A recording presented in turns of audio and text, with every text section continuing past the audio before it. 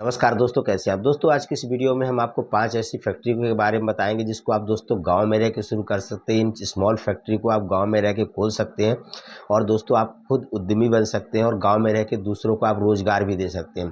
दोस्तों गांव में खोलने से आपको एक बेनिफिट होगा कि वहाँ पे जो लेबर वर्क होता है थोड़ा सस्ता पड़ जाता है और जो वहाँ के लोग होते हैं कि बाहर उनको काम धंधे की तलाश में बाहर जाना पड़ता है, उनको ये भी बचत हो जाएगी, उनको गाँव में ही क्या हो जाएगा, काम मिल जाएगा। तो दोस्तों चलिए वीडियो शुरू करते हैं और 5 ऐसी स्मॉल फैक्ट्री के बारे में बताएंगे जो आप गांव में रह के आप उसको कम लागत से स्टार्ट कर सकते हैं। तो जो पहली फैक्ट्री आपको हम बताने वाले हैं दोस्तों, कम लागत से आप शुरू कर सकते हैं। 50,000 रुपये से 1 लाख के अंदर में आप उस फैक्ट्री को शुरू कर सकते हैं।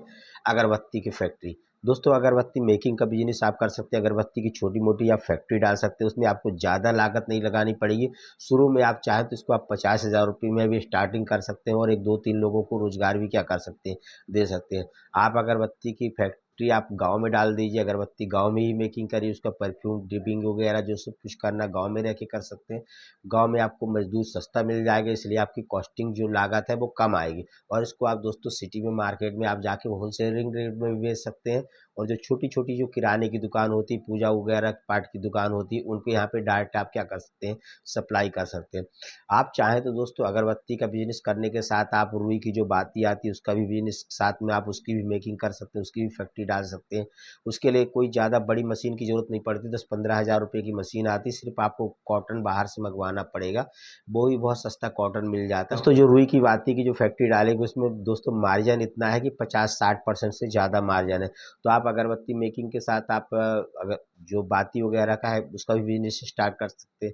आप चाहें तो दोस्तों हवन वगैरह जो सामग्री आती है उसका भी बिजनेस साथ में आप इसके स्टार्ट कर सकते हैं। यानी तीनों चीज़ें एक एक सेक्टर से जुड़ी हुई, अगरबत्ती, रुई की बाती और आप जो कप कपूर वगैरह का जो बिजनेस है, हवन सामग्री का बिजनेस है, इसका भी आप काम क्या कर सकते हैं, साथ में स्टार्ट कर सकते हैं। तो आप कई जगह से आप पैसे कमा सकते हैं, यानी कि आपकी एक छोटी फैक्ट्री हो जाएगी जो सिर्फ पूजा पाठ के आइटम बनाने की फैक्ट्री कहलाएगी। तो दोस्तों इसको आप 50,000 रुपये से 1 लाख रुपये तक में ये फैक्ट्री आप शुरू कर सकते हैं और गांव में आप कुछ लोगों को रोजगार दे के खुद आप उद्यमी बन सकते हैं।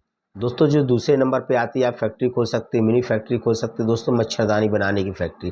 दोस्तों आपने तो ये तो सुना होगा, इतने सारे मच्छर है, लोग मच्छरदानी के यूज हर घर में करते हैं। हर घर में जितने सदस्य उतने ज़्यादा मच्छरदानी होती है और मच्छरदानी 1-2 साल से ज़्यादा चलती नहीं है, फट जाती है। तो दोस्तों आप मच्छरदानी मेकिंग का बिजनेस आप स्टार्ट कर सकते हैं, छोटी मोटी आप फैक्ट्री डाल सकते हैं।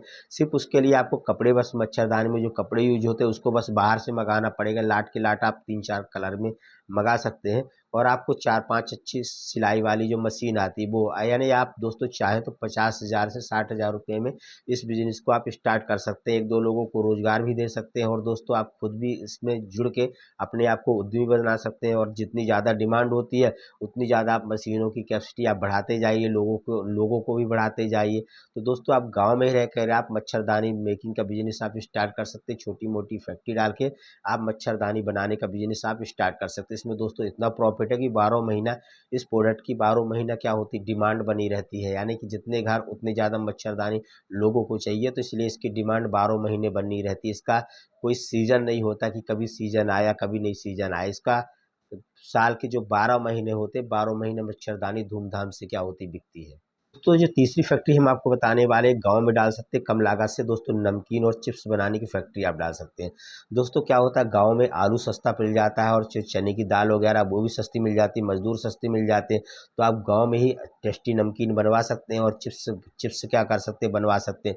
दोस्तों आप चिप्स को डायरेक्ट आप चाहे तो कच्चा भी क्या कर सकते हैं, मार्केट में सर्व कर सकते हैं, भिजवा सकते हैं। और दोस्तों आप उसको चाहे तो तल के उसमें आप मसाले वगैरह डाल के आप पैकेट के पैकेट बना के चिप्स को मार्केट में क्या कर सकते हैं, मूव करा सकते हैं। दोनों तरीके से आप करा सकते हैं। पर दोस्तों नमकीन के आप अच्छे पैकेट बनाइए, आधा किलो के, 1 किलो के, 1 पाव के पैकेट आप अच्छे टेस्टी नमकीन बनाइए। और दोस्तों मार्केट में आप होलसेल में ले जाके डायरेक्ट उसको बेच सकते हैं या दुकान दुकान भी आप डायरेक्ट पहुंचा सकते हैं। तो दोनों तरीक़ों से इस बिज़नेस को किया जा सकता है और ये दोस्तों आपको 50,000 रुपये में ये बिज़नेस आपका स्टार्ट हो जाएगा। इसमें भी आप दोस्तों गाँव में 2-4 लोगों को आप इसमें रोज़गार दे सकते हैं और दोस्तों आपका जैसे-जैसे नमकीन का बिज़नेस बढ़ता जाए, आप और लोगों को भी रोज़गार क्या कर सकते हैं, दे सकते हैं।